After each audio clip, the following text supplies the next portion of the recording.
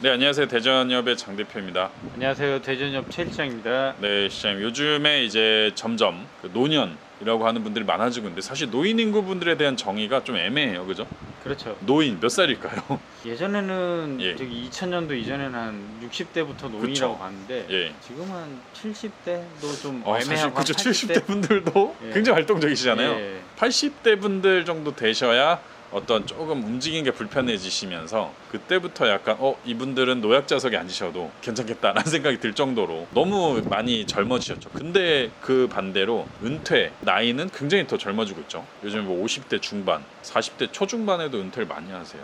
그래서 이런 분들을 위해서 저희가 또 창업 과정을 만들어 놨잖아요. 네. 최근에도 한 지역에서 연락이 오셨는데 그분한테 제가 예시로 들어드린 게 사오 제자님을 예시로 들어드렸는데 사오 제자님 좀 어떤가요? 어떤 성향이나 나이대나 이런 거? 연령대가 한 60대 되시는 것 같고 네, 원래 자전거를 자가 정비하시고 네. 수리하시던 분이라 알려주면은 바로바로 좀 잘 하시더라고요.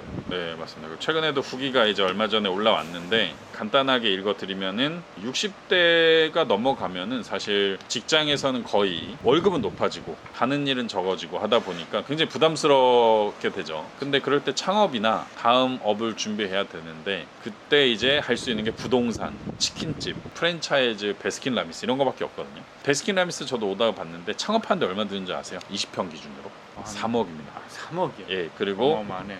5년에 한 번씩 리뉴얼을 해야 되는데 한 1억 정도 5천에서 1억 정도 들어가고요. 월 매출은 한 2천 이상 나온다고 하네요. 근데 이것저것 다 떼면은 본인이 일하는 조건으로 본인한테 한 600 정도 남는다고 합니다. 근데 3억을 투자해서 600이 남으면 많을 수도 있고 작을 수도 있잖아요. 그렇죠. 근데 중요한 거는 본사의 정책이 바뀌는 순간 자기는 할 수 있는 게 아무것도 없다라는 게 가장 큰 리스크지 않을까 싶습니다. 근데 반대로 저희 전기자전거 수리점 당연히 저희가 교육과정 플러스 여러 가지 지점에 대한 세팅도 있겠지만 보통 얼마 정도 들면 될까요? 아, 저희요? 예. 저희는 3천만 원이죠. 네, 저희 교육비가 3천만 원에 어떤 AS나 CS까지 해드리고 이 시설을 매수하시는 게 아니기 때문에 월세는 보통 어디 정도에 하는 게 좋을까요? 100만 원 내외가 가장 전 적당하다고 생각하는데 그렇죠. 좋긴 예. 한데 100만 원 내외는 조금 많이 없으니까 100에서 200 사이 정도 생각해야 네. 될 것 같습니다. 평수는 대략 얼마 정도 필요할까요? 평수는 그렇게 크지 않아도 될 것 같아요. 10평 내외로 네. 좀 작게 시작해도 네. 괜찮을 것 같습니다. 100만 원 내로 10평이면 대로변 조금 뒤쪽이지만 대로변에 충분히 들어갈 수 있고 베스킨라빈스랑 좀 비교를 하는데 베스킨라빈스 베라라고 하죠. 거기는 사실 마케팅 비용이 크게 안 들어갈 것 같아요. 워낙 유명하니까. 그렇죠. 근데 이제 저희 대전협이나 전기자전거는 마케팅 비용이 분명히 들어갈 수 있어요. 그죠? 그리고 또 홍보하는데 오래 걸릴 수 있지만 더 오래 갈 수 있지 않을까 하는 생각이 듭니다. 맞나요? 네, 네, 맞습니다. 네, 그래서 정비도 젊으신 분들도 많이 하지만 예를 들면 60대인데도 내가 정비에 관심이 있다. 그리고 나도 전기자전거를 탄다 라고 하신 분들은 저는 굉장히 좋은 사업이 아닐까라고 생각합니다. 지방 예를 들면 서울 외에 부산, 전라도, 강원도 이런 데에는 전기자전거 수리점이 많이 있나요?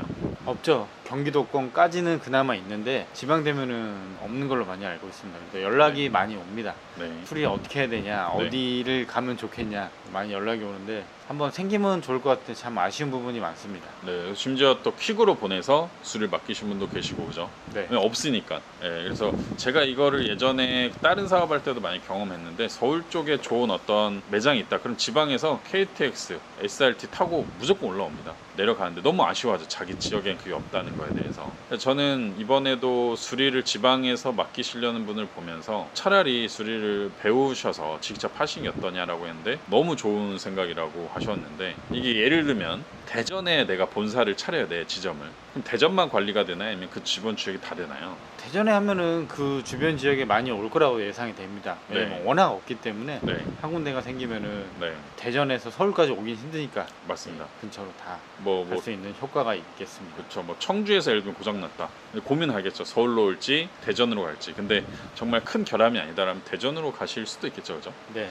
그래서 이런 것들은 항상 그 수요가 있으니까는 좀 고민해 보시는 게 좋고 이런 비슷한 게 아이폰 수리점 이런 거 같아요. 아이폰 예, 본사도 서울에 몇 개가 있지만 그 외 지역엔 없잖아요. 네. 그러다 보니까 이제 어떤 사제샵이라고 하죠. 그런 것들이 많이 생겨나고 그쪽에서 수리할 수 있는 거는 거기서 수리가 또 많이 되는 상호 이익이 되는 그런 관계가 발생이 되는데 그런 것도 굉장히 좋다고 좀 생각하는 바입니다.